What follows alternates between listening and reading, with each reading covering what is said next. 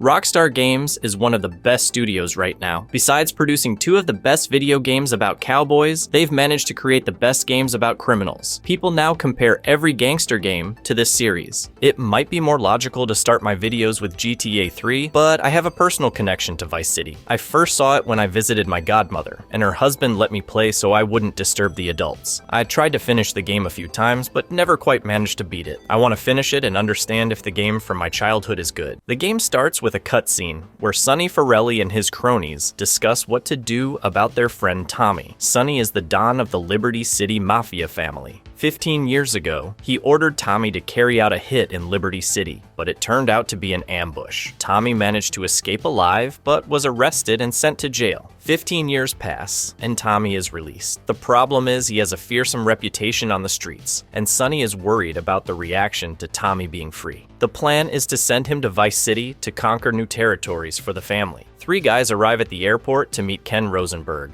a family contact in Vice City. He's a bit on edge because he arranged a baby powder deal at the docks. The contacts arrive in a helicopter, and things seem to go smoothly until well-equipped militias attack the deal. Only Tommy manages to escape by jumping into Ken Rosenberg's car. The car reaches Ken's office, and the lawyer is terrified of what Sonny will do now that they lost a lot of money and didn't get the product. Tommy tells him to try and get some sleep, saying they'll figure out the mess tomorrow. Tommy checks into a local hotel and calls Sonny, who is furious not just because the deal failed, but also because two of his boys were killed. He demands a solution and his money back. The next morning, we arrived at Ken's office. Ken is jumpy and convinced that the mafia will come to Vice City and make him disappear under the ocean. Tommy tells him to relax and asks for help in locating the attackers to get the money back. They need to find out who was responsible. Ken suggests Tommy attend a party hosted by Colonel Juan Garcia Cortez, who helped set up the original deal. Important figures in Vice City will be there,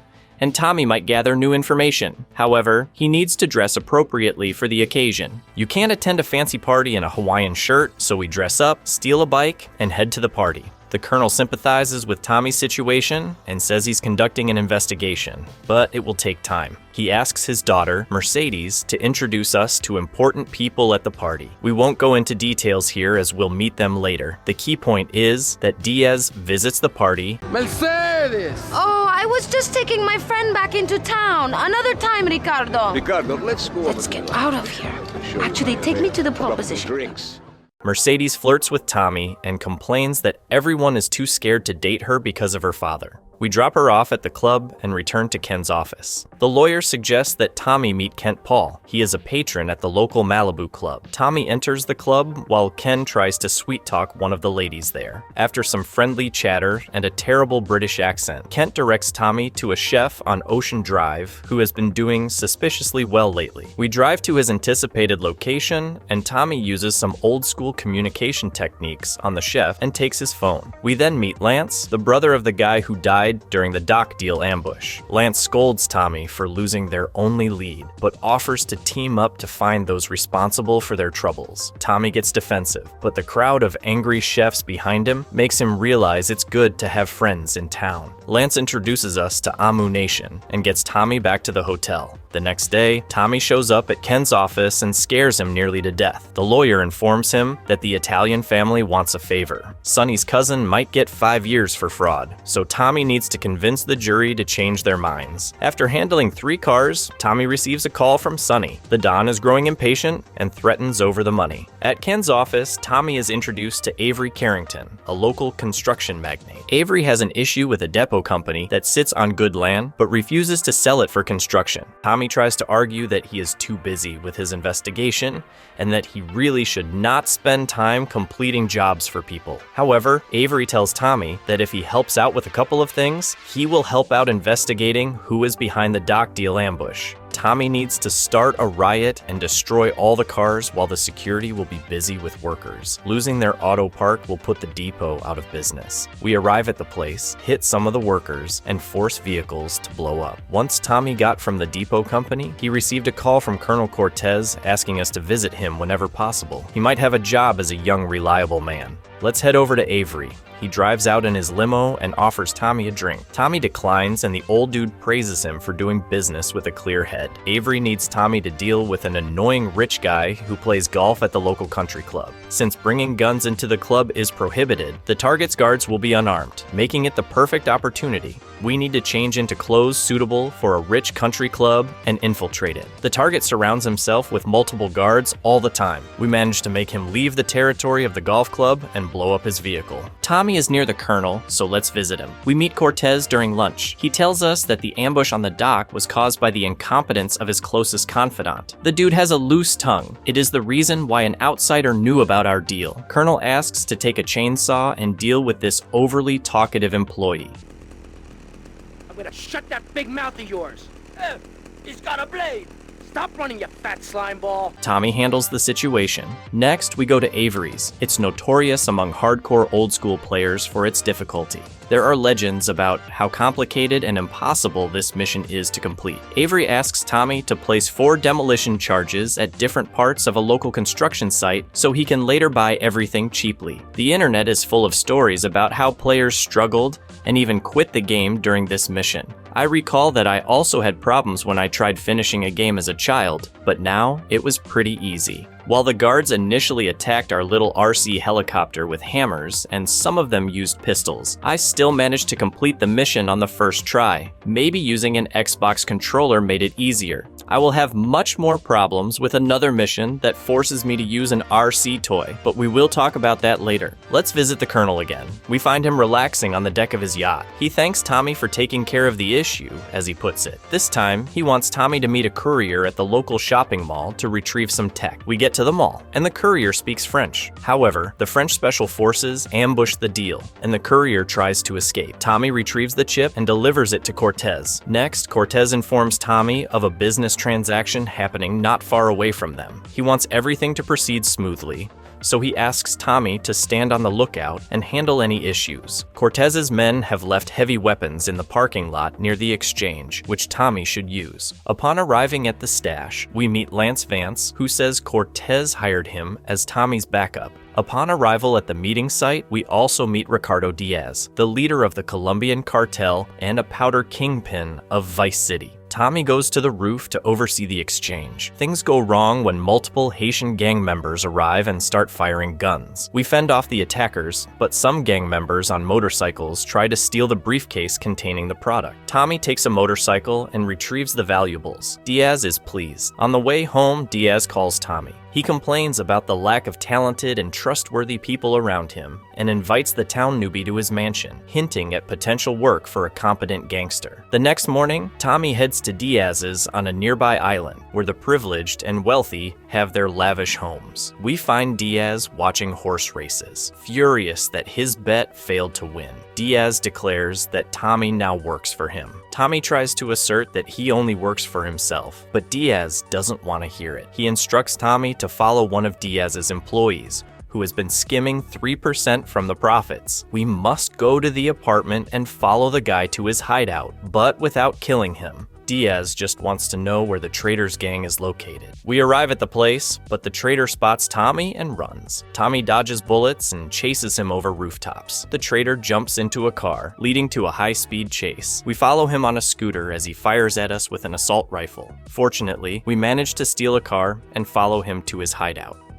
We meet Diaz again. This time, he's arguing on the phone, calling someone an incompetent fool. Ricardo starts venting to Tommy about how everyone tries to screw him over, but then notices an employee making a mistake and throws an ancient vase at him. He mentions that it's difficult to get into the compound we previously scouted. There is no way how we could reach it by land. So Ricardo invites Vance to fly the helicopter while Tommy rains fury from above with a machine gun. Tommy asks what Vance is doing there, but Vance points out that it's obvious Diaz messed up their deal and iced his brother. Tommy is worried Vance might jump Diaz and ruin his careful power grab scheme, but Vance assures him everything's fine. We need to eliminate all hostiles on the roof, balconies, and around the yard. We got a fantastic machine gun for this mission, so it's easy to deal with the gang members. After everyone outside, Tommy airbornes and proceeds to clear out the houses. This machine gun is a beast, so Tommy easily gets to the roof, gets the briefcase, and Vance picks him up. Upon landing, we receive a call from Colonel Cortez. He says Tommy is the man who gets things done and asks for help with a small problem. Let's go see him. The Colonel starts the conversation by noting that Diaz is pleased with Tommy's services. He then points out that more and more evidence suggests Diaz was behind the incident at the beginning of the game. Tommy replies that he doesn't have time for more errands, but the Colonel convinces him to take one last job. We need to steal a tank delivered by a military convoy in Vice City. The challenge is the tank's self-destruction system, which activates if someone tries to steal it. Our job is to grab it and deliver it to one of Cortez's garages before it detonates. Stealing a tank surrounded by military personnel seems tough, but I simply get out of my car and hop into the steel beast. The military and police try to stop me, but the tank's robust armor makes me nearly invincible. We follow Cortez's instructions and secure our reward. Tommy recalls that Avery is back in town and meets him in his limousine. The old dog educates Tommy that nothing brings down real estate prices faster than a good old-fashioned gang war. Except maybe a disaster like a biblical plague or something, but that may be going too far in this case. Recently, a high-profile Haitian gang member was killed, and no one knows who did it. Some people say the Cubans are responsible, and now someone just needs to light the match to start a fire. Tommy will have to dress as a Cuban and take out everyone at the ceremony. Our goal is to convince people that the Cubans provoked the war. Is it moral to provoke a full-scale gang war in the city? Well, property prices won't lower themselves. We sabotage the funeral and go after the hearse. The driver turns out to be crazy and seems to have an unlimited number of coffins to throw at us as we try to stop him. I still manage to complete a mission. I head to the store for some high-quality clothing. On my way back, I get a call from a Spanish-sounding guy. He wonders where the hell Leo went and says that if Tommy took Leo down, he must have serious guts and should head to Little Havana. The Cubans might have some work for us, but for now, let's visit Ricardo. We find him shooting pigeons with his shotgun. He almost points it at Tommy, but he evades and doesn't allow the shotgun to move. They laugh, and Ricardo mentions he owns the fastest boat on the East Coast. However, a faster one was built at the local Vice City shipyard. He asks Tommy to steal it, then goes back to shooting pigeons. After some time on the road, we get to the dockyard. Tommy breezes through security like a hot knife through butter. We lower the boat and drive it back to Ricardo's place. Let's take a break from Diaz and head to the Cuban spot. Tommy drives to a small bistro in Little Havana. A local big guy starts calling Tommy names, saying he's dressed like a woman, not a real man. We need to prove to this guy that we're manly enough to handle complicated work. He seems so hung up on manliness that it feels like he's compensating for something. Oh well, to prove our worth, we'll have to complete the boat race. After we do that, Tommy gets a call from someone named Auntie Poulet. She speaks in gibberish, but generally asks Tommy to visit her sometime, hinting she might have work for us. Oh well, let's head to Diaz. The lunatic continues to destroy his property, and this time he's managed to get into an argument with a cassette player. It won't eject, but that's because he forgot to plug it in. Diaz explains that every month, a freelance trader comes into the Vice City harbor to sell his merchandise to whoever reaches him first. Diaz tells Tommy to grab the boat we stole from the dockyard and make sure he's the first to get there. On the boat, we meet Vance. Tommy isn't even mad that Vance has been ghosting him. He just laughs it off. Having another hand is always useful. Now you can feed me all this lonely tough guy crap, but I know one day I'm gonna save your ass, and you're probably gonna want to kiss me.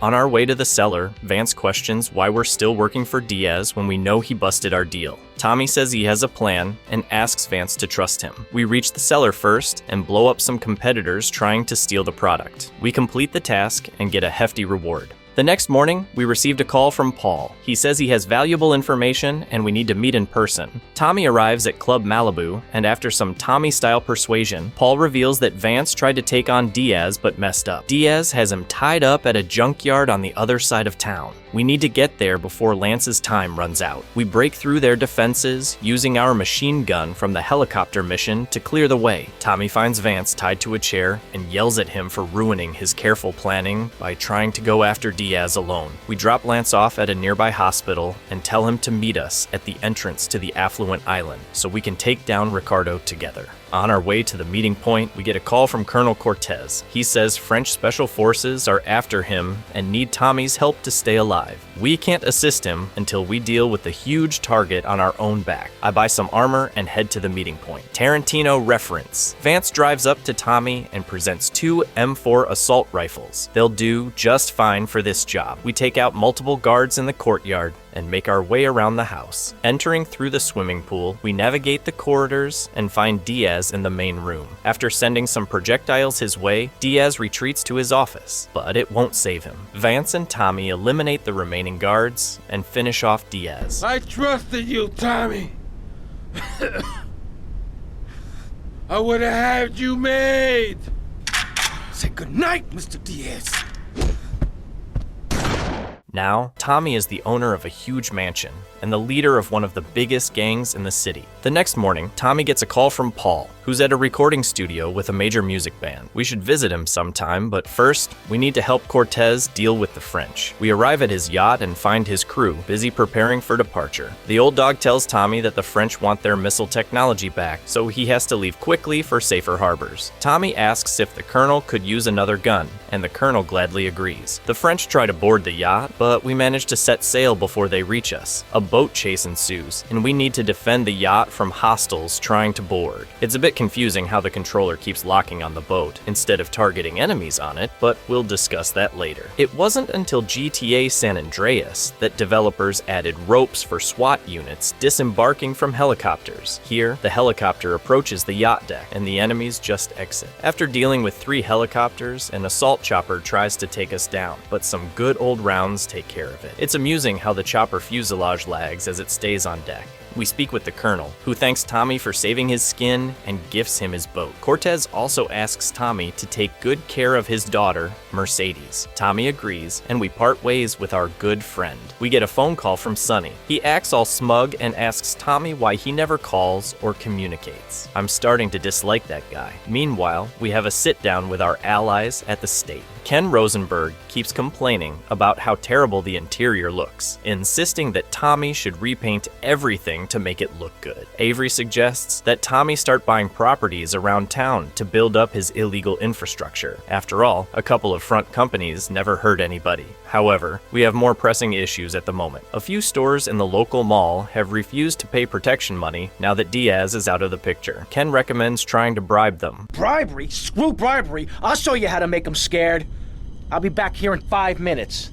We head to the mall to smash some shop windows. The catch is that we have a 5-minute in-game time limit for this mission. After this mission, we can start buying properties around town, but I want to focus on meeting important people for now. Let's visit the leader of the Haitian gang. She's an old shaman. You must be the big bad man my granddaddy been chatting about. Tell me things about you, when he visits, and about the others who wait for you. Now, we all dead from long time, but you, I wouldn't want to be in your shoes. It's strange to see the usually bombastic and confident Tommy looking confused. She complains that a rival gang leaked the Haitians' powder stashes to the cops, making it impossible for anyone to get close without being targeted. We need to collect all 3 stashes and return them to her. Tommy gets ambushed by the cops when he picks up the first suitcase, earning 2 stars, and heads to the second location. After grabbing the second stash, we get 4 stars, and the cops go insane, swarming the streets with a helicopter overhead. They destroy the car, forcing me to run to the cabin. Thanks to some shady alleys, I managed to bring the product back. Tommy returns the stash, and Auntie Poulet tells him that the Cubans use boats to move their merchandise across the seas. She asks Tommy to use an RC plane to destroy all their boats. I can't express how much I dislike this mission. While the RC helicopter was a bit of fun, since it could hover in place and give me time to figure things out while using the propeller to fend off guards, the RC plane is a different story. It's always moving, guards start shooting as soon as they spot it. The controls aren't intuitive, and it takes time to figure them out. I lost 2 planes while learning to use them, but managed to destroy all the boats with the 3rd one. We buy some armor and head to our mansion. Vance and our crew are at the bar looking glum. Then again, it's hard to tell emotions with 2002 graphics. Lance informs Tommy that some establishments refuse to pay for protection. Vance tries to assure Tommy he'll handle it. You call this handling it? You two, off your asses. Let's go. He takes 3 of his guys, and we set out to reclaim our territory. At the first restaurant, we take out 2 guards and demand payment from the owner. He insists he doesn't want any trouble and points us toward the headquarters of the local security company encroaching on our territory. We leave one of our guys at the restaurant and deal with the competitors. I get a call from Vance. He complains that Tommy doesn't appreciate him and that he is embarrassed in front of everyone. Tommy retorts that if Vance stops messing up, they won't have problems. Honestly, I think this could turn into a major issue soon. But for now, let's visit the Cubans. Tommy tries to order a coffee at the bistro, but Umberto rushes in, saying he's got trouble with Haitians on the streets. He asks Tommy to drive for him again and help confront the rival gang. We arrive at the scene where Haitians have barricaded themselves in a back alley. Theoretically, it shouldn't be too challenging, but the controller keeps locking on the vehicle instead of the gang members, making it confusing and time-consuming to clear them out. The Haitians also have a sniper on one of the roofs, so Tommy has to take him out with a rifle. With backup arriving, we push forward. A Cuban lieutenant instructs us to steal a van from the compound, so we leave some of our guys to handle the situation while we make off with the van. Let's head over to the Haitians. The old lady tells Tommy he has to be on lookout duty during a fist fight because she doesn't trust the Cubans and is sure they'll try to cheat. We get into position, and I decide to start firing at the Cubans. It's all fun and interesting, but you can't win a drug war by playing fair. We take out all the Cubans and their support. After that, Tommy is free from the charm. We notice Vance arguing with one of our guys on the porch. Tommy asks what's going on, and Vance explains that our subordinate messed up a task. He was supposed to plant a bomb in a coffee shop that refused to pay protection money but got caught, leading to cops swarming the area. Now, the mall is locked down by the police, with no one getting in or out. The boys want to write it off as a loss, but Tommy refuses to admit defeat. We get some cops to follow us, lure them into a garage, steal their uniforms, and infiltrate the secured location posing as law enforcement. We detonate the bomb and make a run for it. After this mission, our gang and mansion start generating some money. Tommy tries to order a coffee again, but Umberto accuses him of being a two-faced snake. Well, he's not entirely wrong. After all, we did start the gang war. But Umberto doesn't know that. He starts complaining that everyone is laughing at him. Tommy tells Umberto to stop whining and show everyone who the real boss is in the city. In this mission, we must sabotage a powder meeting and steal the money and goods. It's my second most hated mission in the game. It seems straightforward. We get to one of the fancy houses on a boat, kill everyone, and grab our ticket. The major problem is the auto-aim on my controller keeps locking onto the boats instead of the bad guys. I got killed several times and had to switch to my mouse. After taking out everyone and grabbing the 2 suitcases, the Haitians blow up our boat. Tommy has to steal a nearby boat and race back to Umberto's cafe. It was nearly impossible to find a car because cops were everywhere. Let's go meet Paul's friends. He gets us acquainted with the popular rock band Love Fist. I can't play their music to avoid YouTube's restrictions, but you can find it on the platform. The band is new in town and needs help gathering some ingredients for someone named Love Juice. We try to buy it from a local dealer, but he scams Tommy and takes off with our money. Big mistake. After that, Paul calls us and asks to find some female company for the band. Tommy picks up Mercedes and takes her to the band studio. We get another call from Paul saying the band needs some muscle for an upcoming concert. We need to convince the local biker leader to provide his men with protection at the event. We catch up with Umberto as he tries to sweet-talk some girls. They laugh at him, and one even spills coffee on his pants. Our task is to acquire a Haitian car and infiltrate their processing plant disguised as a gang member. Once inside, we need to blow the place up. Everything goes smoothly, and we plant 3 bombs. Tommy, Umberto Rubina. Hey, how's the cafe? Oh, wonderful. Incredible, Tommy. Incredible. No wimps, Tommy. Just real men. And the beautiful women. Anyway, I wanted to tell you, me and Papi, to us, you're Cuban. You have proved yourself, man. You got big cojones. Well, thank you, Umberto. Nobody said that to me since I left jail. See you around. All is well, and we're done with the 2 main street gangs in the city. Unfortunately, my footage broke for the next 2 missions, so I borrowed it from a channel that completed the game. We arrive at the Love Fist studio, and the band tells us they're receiving threats from a stalker. They ask Tommy to keep watch during one of their concerts, fearing the stalker will make a move. At the event, we encounter a caricatured attacker trying to flee through the crowd. But no one escapes Tommy's wrath, and we take care of it for the boys. Let's go visit some bikers. bikers. The local leader says bikers only help their own, dismissing Tommy. Tommy asks how he can join the club, and they set up a trial race across the city. The bike handles like a metal brick. Turning at speed turns it into an uncontrollable piece of metal. Overall though, everything works out. Tommy arrives at the biker's place, frustrated that he's still running errands despite being a significant player in the city. Baker tells him it's not just about gang problems. Their biker club doesn't leave members in prison for 15 years. He says that he knows how the mob treated Tommy, and he would never do the same. Baker suggests Tommy get on a bike and make a statement. Everyone should see just how pissed off Tommy is. In this mission, we need to cause enough havoc to fill this bar to its limit. We have only 2 minutes to complete it, and it's tough if you haven't stocked up on weapons and armor. The cops can be quite a nuisance. I completed the mission, but found it a little confusing. In most missions, my wanted level drops once I finish, but not this time. The military and multiple helicopters kept chasing Tommy around town. I tried heading to the mansion to shake the cops, but nothing worked. Overwhelmed, I eventually got busted. Oh well. Thanks to Vice City's criminal code, Tommy was out the next day. Let's head back to the bikers. We meet Mitch as he plays on an old arcade machine. He mentions that a small local gang was foolish enough to steal his bike. He considered sending the guys in, but figured it'd be a great chance for Tommy to earn his patch. The gang hideout is in a shady alley. The only way in is to jump from the stairs on a fast motorcycle. We eliminate the gang members and recover the bike. I hit a bus stop, but managed to deliver the bike safely. One of Mitch's friends took the motorcycle from us. Mitch calls Tommy and tells him he's pleased with his work. We can inform Paul that security is set for the Love Fist concert. Let's visit the band's studio. The guys are confused and think we might not have eliminated the stalker threatening them. The band asks Tommy to stick around and ensure the gig runs smoothly. As we get into the limo,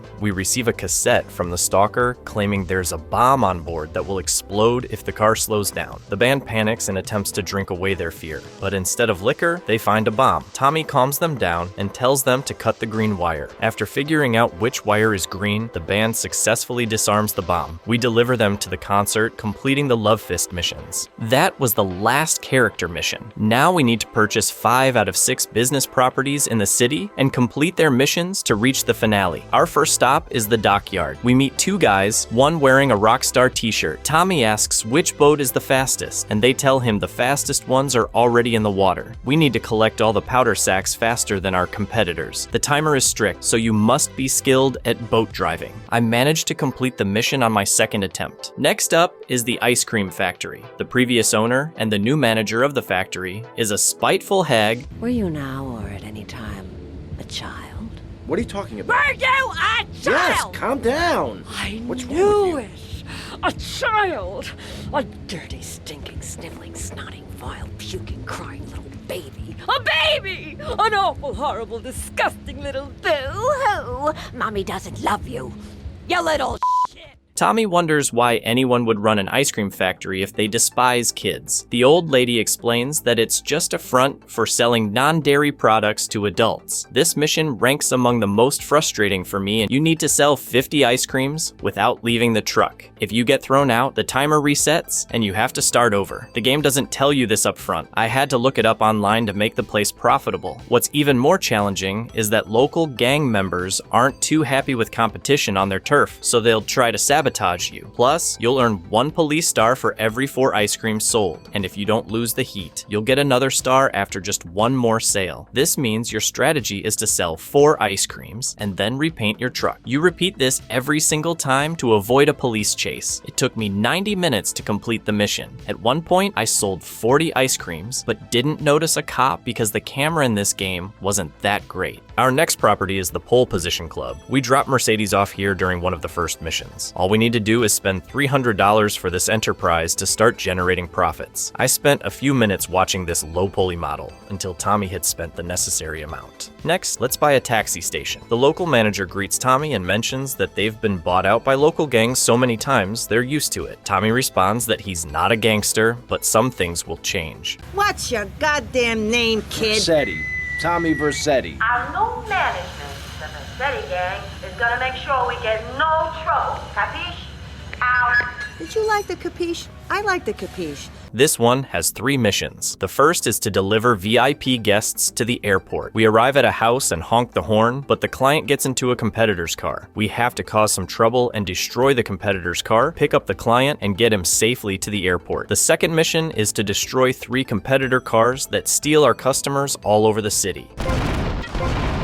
We get a call from Mercedes asking to be picked up at the docks. When Tommy arrives at an ambush, multiple cars attack us, and Tommy needs to survive for 1 minute. After that, a zebra-painted car arrives, and we need to take out the boss. We destroy his car and run him over. Our 4th business is now profitable. However, the problem is that I don't have enough money to buy another business. It's a perfect opportunity to talk about missions that help earn money. After Tommy dealt with the chef at the beginning of the game, we received a phone call from an unknown source. He wants us to the pizza delivery guy. The second job is to get rid of a rich man's wife. She's leaving a jewelry shop in Vice Point soon, and it needs to look like a car accident. We meet the lady and help her meet her maker. The ambulance in this game is a perfect tool for taking out another vehicle. Our next job is near the local mall. A contact tells us that a European gang is planning to hit a bank in Vice City. His employers don't want this to happen, so Tommy needs to deal with the entire crew. We have 9 minutes to take out everyone. There's a sniper rifle in a nearby alley, which should be enough to handle the targets. Our first target is a billboard image replacer, who we take out with the sniper. Another target drives a collector car with reinforced armor, but a few hundred rounds from a Uzi submachine gun get the job done. Next, we target 2 brothers driving around in a pickup truck. We eliminate another guy while he's relaxing on his boat, and the last target is a dude on a motorcycle. The 4th mission takes place near the local airport. Tommy's task is to smuggle a sniper rifle inside the terminal and follow a person. She will meet someone, and we need to kill that person, collect the suitcase, and deliver it to the downtown ammunition store. The final mission involves busting a deal between some shady dudes in suits and a local gang. After navigating through badly designed shooting levels and enemy placements, I get ambushed by a guy I couldn't see on my first playthrough. Thanks, Rockstar. Nevertheless, we grab the suitcase with the merchandise, hop in a helicopter, and deliver it to the airport.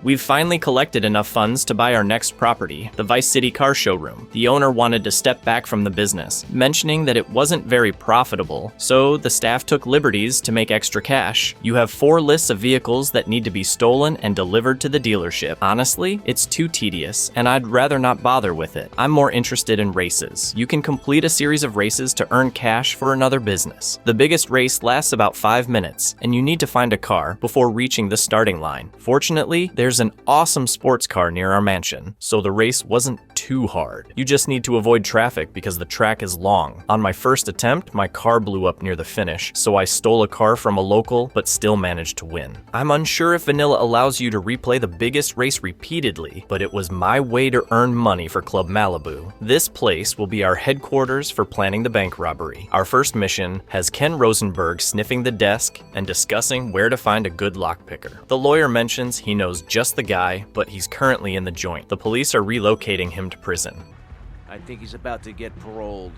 Tommy dresses as a police officer, grabs the key card from the cell, and frees our future partner. The guy isn't too chatty, and we drop him off near his house. We need to find a weapons specialist. Our contact says there's one at the local shooting range. Tommy heads over and encounters a quintessential American, middle-aged gun enthusiast. We beat him in a shooting tournament, earning his respect. We just need a reliable driver to get everyone set for the heist. The gun nut says he knows a guy he served with in Vietnam, a big red-haired dude with huge abandonment issues. He'll only work for someone who knows how to drive, so we need to beat him in a race. After losing the competition, Okay, I'll drive for you, but please treat me bad. Oh, and I almost forgot. Ken Rosenberg will be responsible for laundering the money, ensuring the crew can spend their hard-earned cash before the IRS shows up. With everyone ready, it's time to rob a bank. The gang changes clothes, puts on masks hidden in a nearby bush, and enters the bank. We order the civilians to raise their hands and stand against the wall. Not everyone complies, so the gang deals with some of the security personnel. Let's head to the bank's safe. The issue is the bank's fancy security system. We need to find the bank manager and bring him down here, or cracking this thing will take hours. We bring the manager back and decide to check on the main hall. One of the civilians tries to be a hero and raises the alarm. The police storm the place, but Tommy and Phil hold their ground successfully. The guy from the safe joins us, and we leave the bank. Our driver runs to pick us up, but takes a bullet, so the crew leaves him in front of the bank. We repaint the car to lose the police chase and head to one of our safe houses. The Malibu Club has officially started bringing in some profit. Phil calls and tells us to meet him near his home. He might be able to supply us with some top-notch military equipment. Phil! Run! Run!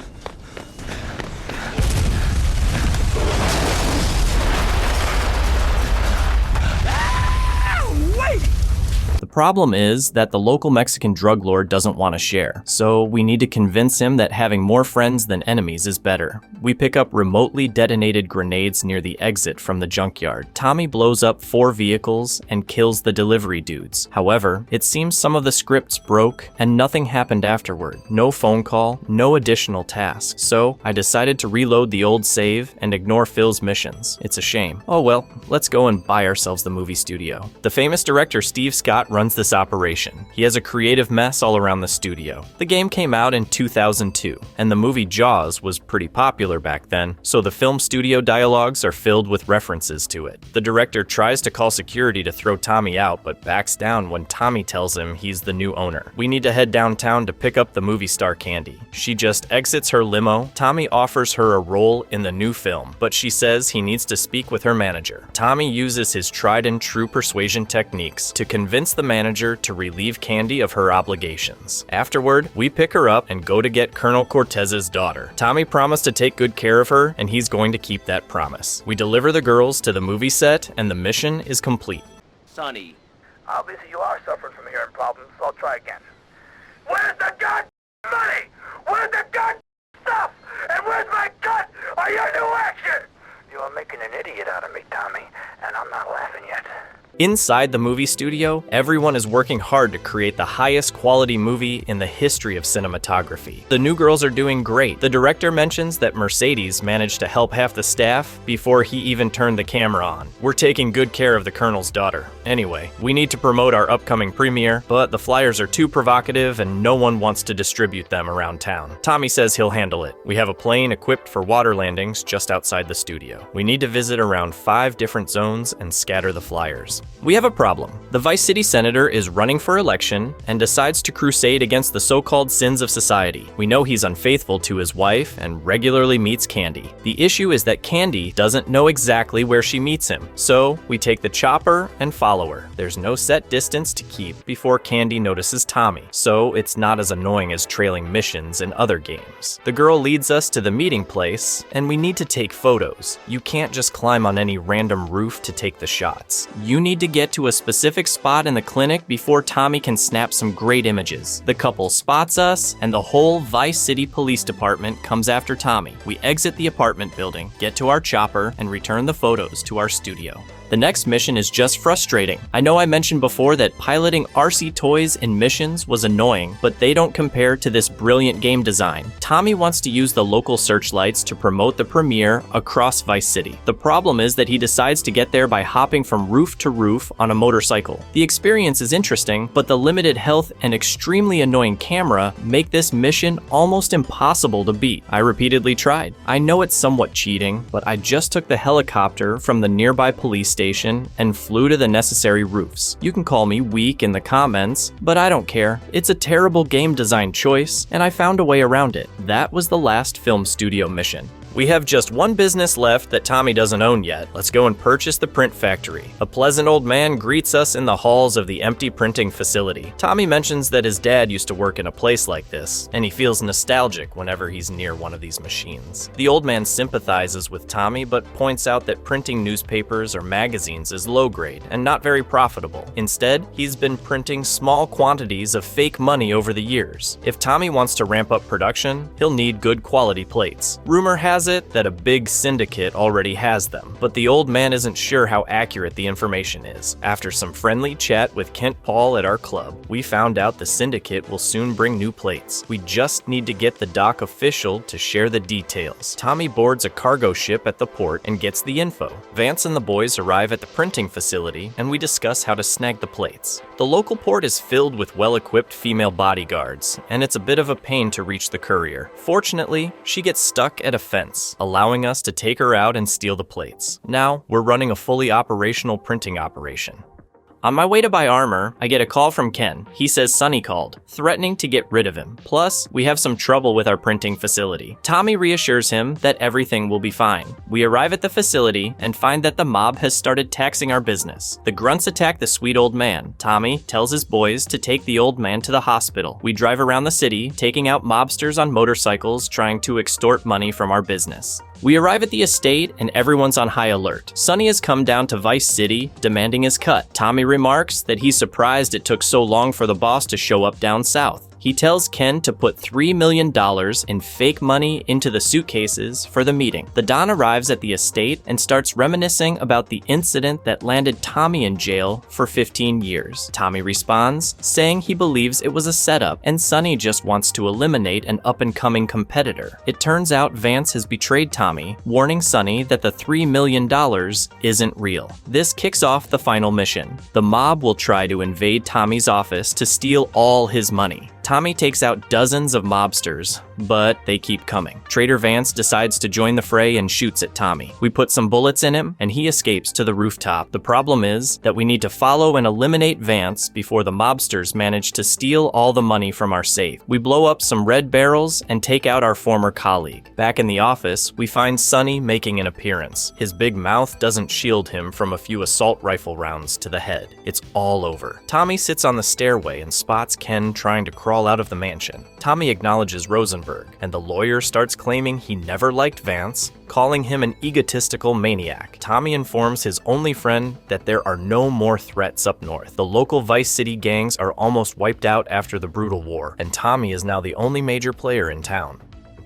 Well, that's the finale of the main story. Let's talk about the gameplay. I've already mentioned that some aspects haven't aged well since the game was released in 2002. Constant shooting issues with the controller and the old school vehicle controls might seem like big deals when I complain about them. However, this game remains a living, breathing classic. Just don't buy the definitive edition from Rockstar. Avoid supporting the shameless money grab that is the remaster of the 3D universe. Instead, get yourself the original game and install a mod pack to eliminate most of the issues that might hinder your enjoyment of this timeless classic. The story is kind of average, but it had more interesting elements than I anticipated when I started writing this script. The last third of the game involves purchasing real estate and completing missions. While not all missions aged well, it was still a fun little adventure for me. Thank you for watching, and I look forward to hearing from you in the future.